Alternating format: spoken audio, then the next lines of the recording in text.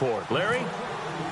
So both teams have their marching orders, and we'll get going again here in quarter number 3. That's fielded in the end zone. And no run back here. This will be a touchback, and it comes out to the 25-yard line. Out come the Vikings. They'll have it first on offense as we begin the third. They're down here, but very much in this game. What's the tonality of a coach's talk when a game is within striking distance like this at intermission? Typically, what they're doing is emphasizing the things that went well in the first half and wanting more of that. Sure, you've got to go over some of the errors and clean up some things because there's a reason you're down. But overall, I think they want to stay positive, stay up with this team. We're just starting the second half, and we've got the football. Let's go ahead and punch it in, and then we'll take it from there. See how that recipe works. So second and medium, 2nd and 5 now.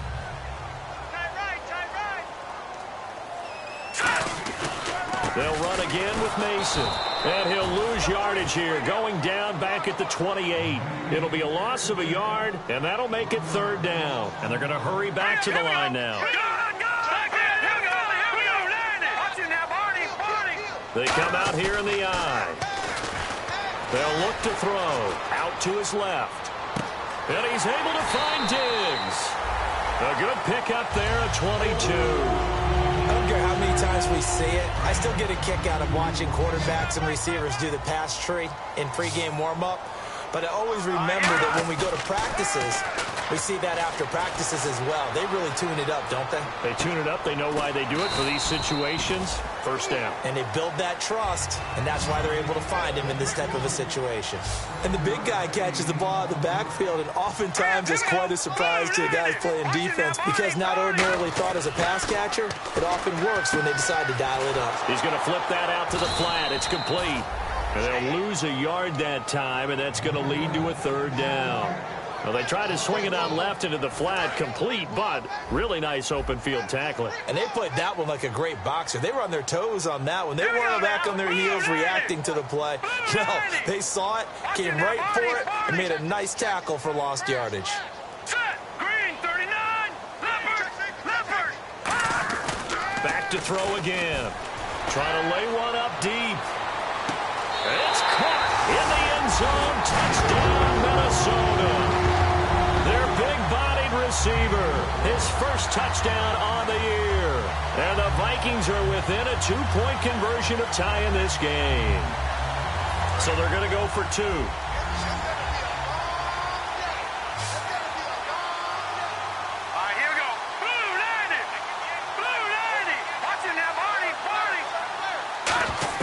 They'll look to throw. And no, it falls incomplete. So the 2-point conversion, no good. They made the decision to go for 2. They didn't get it. They remained down by 2 points. Should they have kicked it there? 3rd quarter, I'm okay with it. Maybe 1st or 2nd, you don't. I don't know. What do you think? Yeah, again, I keep coming back to I don't like to chase a lot of points. Yeah. But I also don't know what kicking an extra point being down 1 does for me. And the decision to come out is going to cost him 5 yards with a new rule as he's taken down right at the 20-yard line. A look at the offense now here coming back out on the road for their first possession of the second half. And they hit the home run last drive. 1 play on the ground all the way to the house. Now the defense, maybe they're expecting a run here. Partner, I love your description because when we talk about hitting the home run, we're usually thinking about a passing play, aren't we? Something in the air, deep ball. But how about them just taking it big-time jaunt? Now if you're coming back out, now they've established this run game, the play-action pass could very well be open. Now they try the right side here. And he'll get this one across the 20, but only up to about the 21. Give him 2 on that run, and they're still left looking at a 3rd and about 9 to go. And 3rd quarter here, you've got the lead. This is where that strong run game can really benefit you. Stayed in bounds there, kept the clock going. I like all the points you just made there. And if you throw the football and it's incomplete, now you've stopped the clock, and you've helped out the guys on the other side of the ball. So keep it in the hands of those runners. Keep moving it. Keep grinding clock. Now back to throw. Hard throw, incomplete.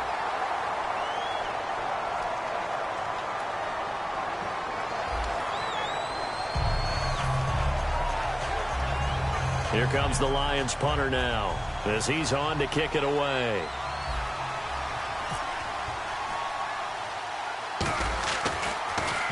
And here's a very low-line drive, almost whiffed on it. Officially, that'll be marked down as just a 28-yard punt. And it'll be Viking football here as they take possession. And now out comes Minnesota. And that last drive, a long drive, but not just that. They had a great air attack going. Do they stick with that? I would think that they would, because if they were confident enough to do it on the last drive, starting backed up in their own territory, why would you change anything? They've got to be confident about what they're presenting and continue to do so. Yeah, because the secondary, they really look clueless. And that was amazing because that drive went and went, no adjustments and no big plays by the defense to knock the ball away. Toward the sideline, and look at that catch. Dragging the toes, and that's going to be a first down. Well done.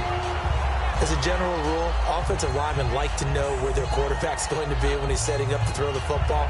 But sometimes they just have to get on the run, get on the move. He was able to do that on that play and picks up a first down with a nice throw. Now Mason. And able to push his way forward here for a good little gain. Give him 5 on the carry there, and it'll be second down.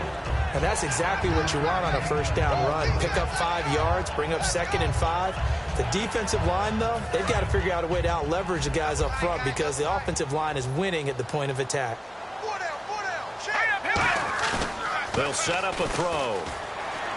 On the move to his left. Looking left sideline, incomplete.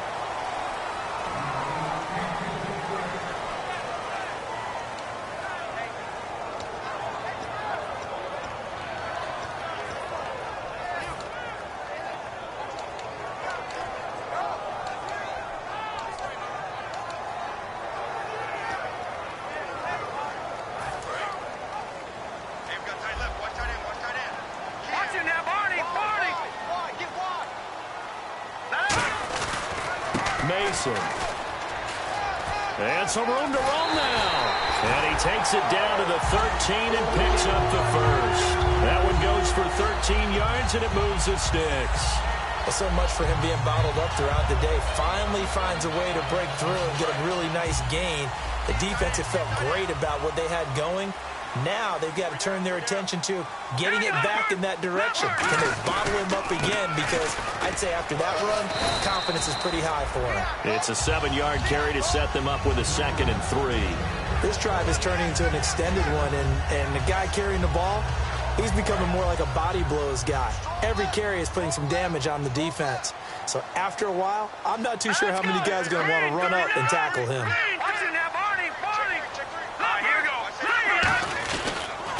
Toss play to Mason. And he'll get into the end zone. Touchdown, Minnesota. Trey Mason, his 2nd touchdown on the season. And the Vikings have taken the lead. I know the play ends up in the end zone with one person carrying the ball, but how about that big mass of humanity that guided him to that spot? Yeah, they got there, but I love the dive. Always a fan of the dive.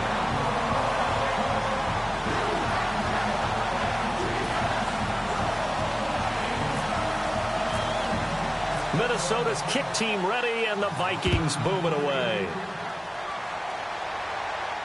That'll be taken in the end zone.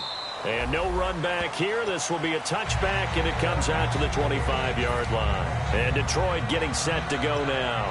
And on the last go-around, they really couldn't get anything going. They had to punt from deep inside their own territory, which means you're going to lose the field position battle as a general rule. What they're looking for now is a little more consistency, move the ball at least a few times on offense, get a couple of first downs, and hopefully flip the field. Yeah, just something to build off of. That's what they're looking for here. And he is going to lose yardage here. It's a loss of 2 there, bringing up 2nd down. The evaluation process in today's NFL does not take into account as much bulk as it does speed, and that's what we're seeing with the linebacker position. Those guys that can run, they can play at any spot because they can make plays on the opposite side of the line of scrimmage.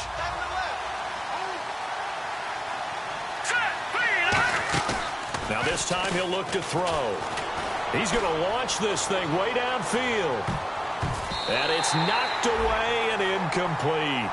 One of the toughest things about playing defensive back is pattern reading, trying to figure out what they're doing. And on that one, they had the fly, just sending a guy downfield with the in route accompanying it, what people call a dagger route, trying to hit the guy underneath after the clear out. In this case, though, they're not able to get it done. Yeah, they said forget the underneath route. They went for the guy on the fly, but as you said, incomplete. On third down, he'll drop to throw. He's going to go up top again. He rifles one that's intercepted. A great read, and it's picked off. And his crew will take over at their own 45-yard line. Now the Minnesota offense set to take over again. And that last drive was very, very balanced, pretty methodical. You think they go that route again? I'm always of the school that until they stop me from doing something, I'm willing to continue. And I think that that's exactly what they'll look to do.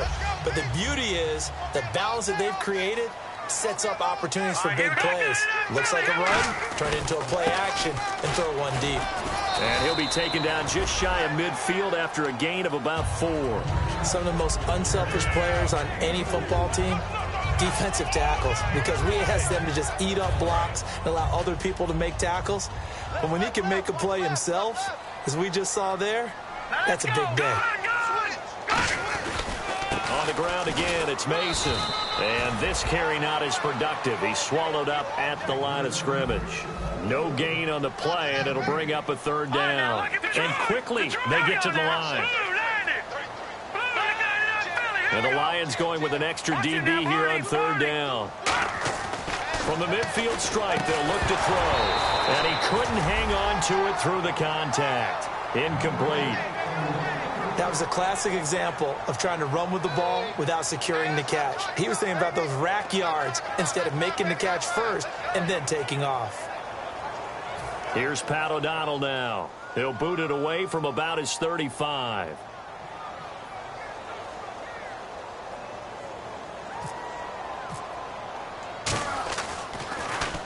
And he gets it away, a directional kick going toward the sideline. This one angles out of bounds at a good spot in the coffin corner. And they're going to mark this out of the 5-yard line. So the Lions offense ready to go back out onto the field.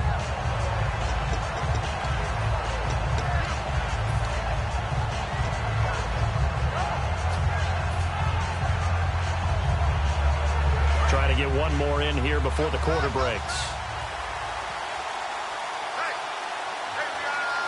They come out here in the eye. So the D-line's going to spread out. Now a handoff here to his running back.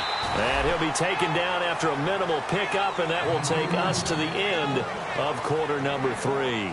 And we return, welcoming you back to Minneapolis. It's the Lions trailing, but with possession of the football as we get set to bring you the fourth quarter.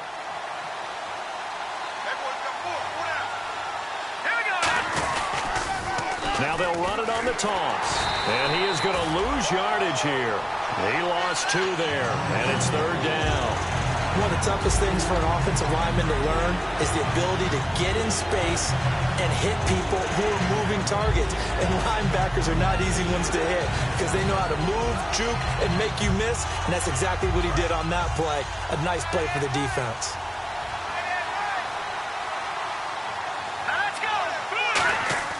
From deep in their own territory, they look to throw.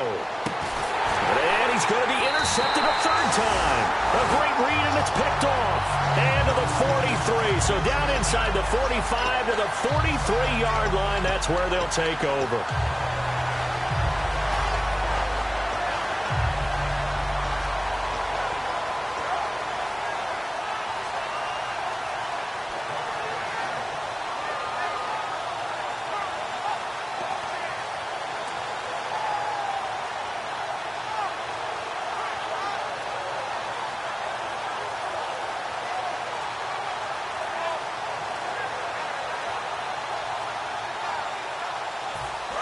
And with the play clock reading 4, we're going to get a timeout. It's just their first. They'll be down to 2 remaining as we step aside here in the fourth quarter.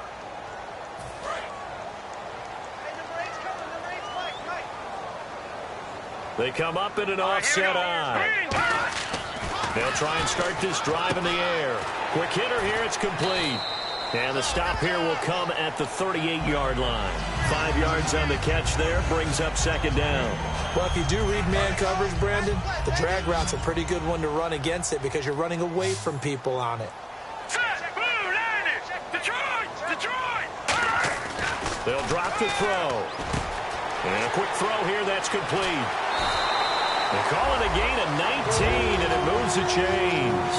Good throw, good catch, but I really like the route. The drag and being able to run away from defenders, hard to stick with them for that long. Yeah, better against man than zone, or? Better against man, because now you're running away from someone, and you're not running into a defensive player in another zone. They'll run here with Mason, and they'll get him down right around the 16. Give him 3 on first down. It'll set up a 2nd and 7. And in this situation with the lead, fourth quarter, they're liking keeping the ball on the ground, I'm sure. That's just smart football, but you know the defense has to know it as well. They've got to stop them here. So now we're going to see that loading the box in a big way. 6, 7, 8, 9, whatever it's going to take, puts a little bit more pressure on your big offensive line. And eventually stopped just shy of the goal line, right around the 2. Sometimes it's designed, and sometimes you just have to know when to leave the pocket and move and make something happen. And on that play, he was able to get on the run and was still accurate throwing the football.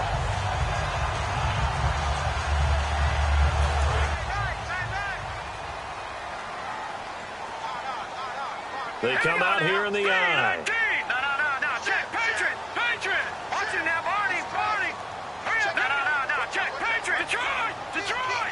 First and goal here from the 2. And they'll let the fullback try and take him home. And he will fight his way into the end zone for a touchdown. Trent Richardson hit on point.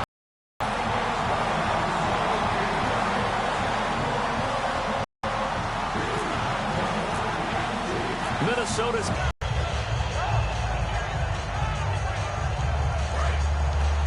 and some cheers. The D-line separates some. All right, here we go. 3-19. The toes, and that's going to be a first down. Well done. A good start there on first down. They've got to have this drive. No doubt about it. Down a couple of scores. They have to find a way to put it to be the key to this drive. And it pops free. The collision there jarred the ball loose and brings up second down.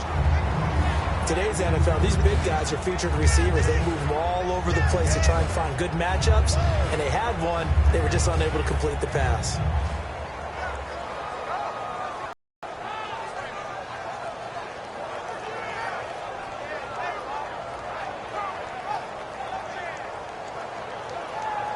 So incomplete on first. Let's see what second down has in store. Off the play fake, he'll look to throw. Looking middle, and it's incomplete. And that one was knocked away, and I think the defenders are going to be a little upset with themselves. They made the play on the football, but that one felt like a forced pass by the quarterback. Thought he had someone open. He really wasn't. Maybe an example of having too much confidence in his favor that no matter what, I'm going to throw it to him. And that was a play made by the defense, and it could have been a bigger one.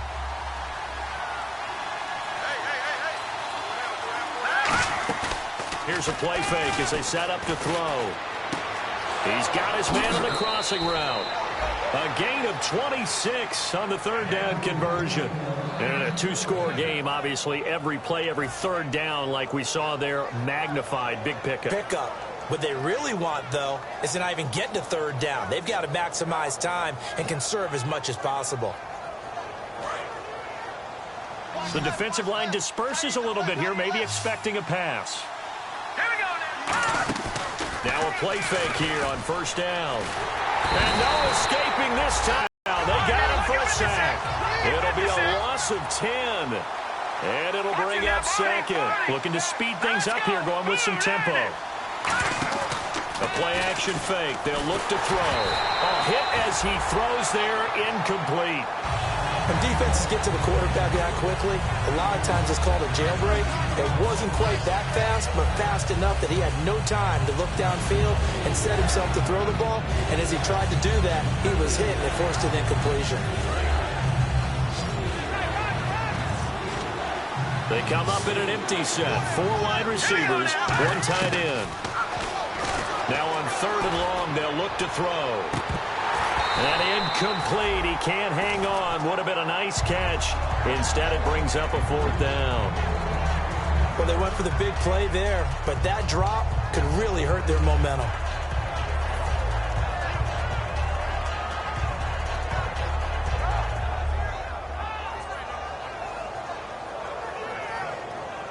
And they're indeed going to go for it here on 4th down. So trailing here in the last quarter. Let's see how this plays out. Got to try it here. He's back to throw. He's going to take another shot here. And he knocks the ball away, and it falls incomplete. The Lions turned away on 4th down. And the Vikings, they have the football now in excellent field position. And now out comes Minnesota. And they were able to punch it in the end zone last time. They'll be looking to do that again here for the defense. Obviously, they'll be looking to stop them from punching it back in the end zone. It always is punch-counter-punch, isn't it? And which team has the advantage? Well, let's just go back. Last time on offense, they rolled downfield, got into a good rhythm. You can see a little more bounce in and out of the huddle. You can see the sideline really get into the game. So defensively, you're thinking to yourself, how do we take that away from them? How do we get the advantage back? Let's see what they come up with. I think pressure is always the first way to go. You love pressure. I love it. We'll see if they dial it up this drive.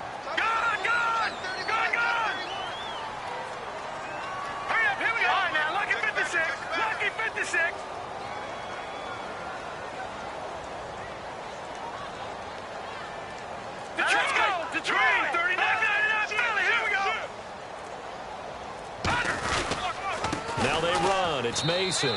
Time for a break. We'll come back to wrap this one up after this.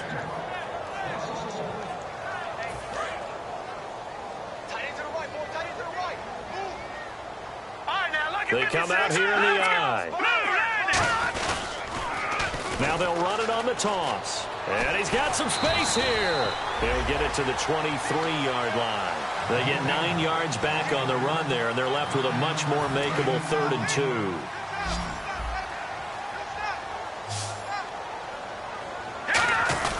And they'll let their fullback try and push the pile. And he gets this down to the 18. Good enough for a first down. 5 yards is the pickup there as that extends this drive. So the run gets them the first, and now they operate with a fresh set of downs.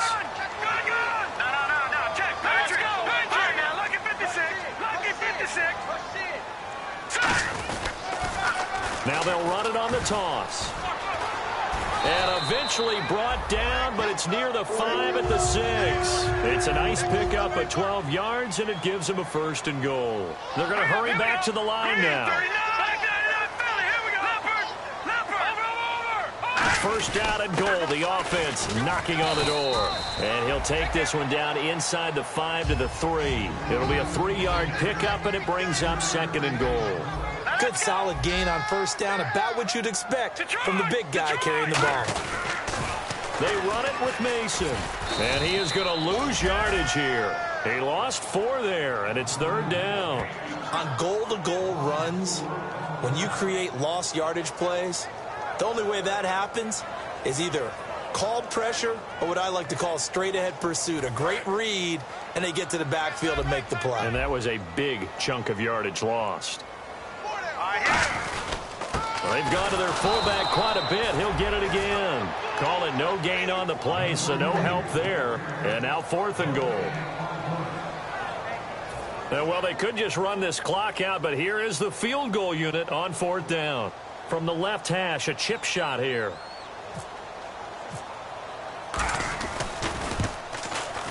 And the 10-year vet knocks it through the goalpost. And that will make this now a 15-point advantage.